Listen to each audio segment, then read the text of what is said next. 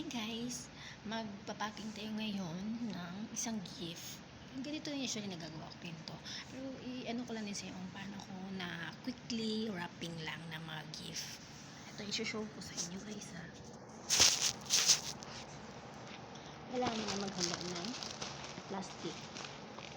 Wrapping lang siya guys. And for things, the items, the gift that you wanted na i-wrap siya. Souvenir. Itong souvenir. Lagay nyo siya sa gitna. Pag lagay sa gitna, and control kung gaano siya kahaba ang kailangan nyo.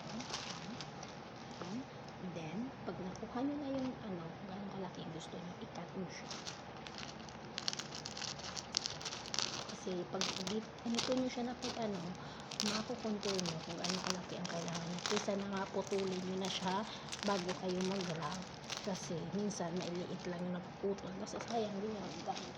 And then edge to edge kayo, edge and edge, dikit mo yung edge dito, dikit mo yung edge dito, and edge dito. Tingnan mo kung sa tingin mo nga hindi balance yung yung higa mo, dito kayo mag-control sa loob. Yan, pantay na siya ang higa mo. Dito na kayo mag-start ng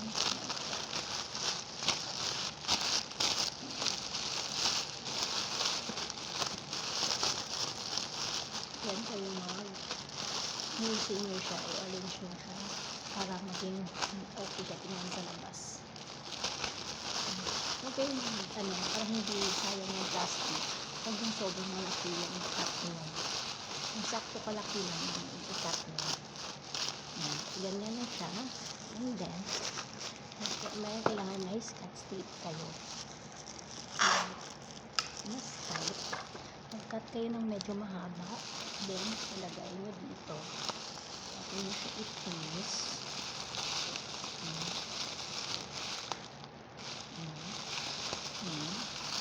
Tatayo siya. Tapos at least pwede, pag natayo na siya, pwede nyo siyang bitawan. Mag-cut kayo another.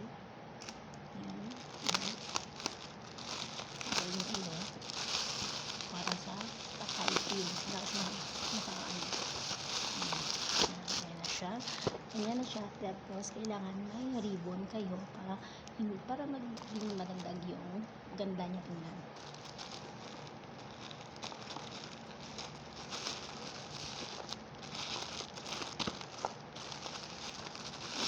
Isayin nyo lang dyan.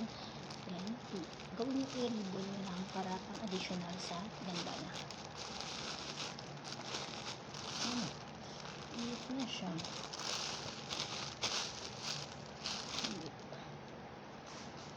Para magpantay, ikat nyo lang yun dito. Ready. It's a gift na. Ching! Guys, thank you so much for watching.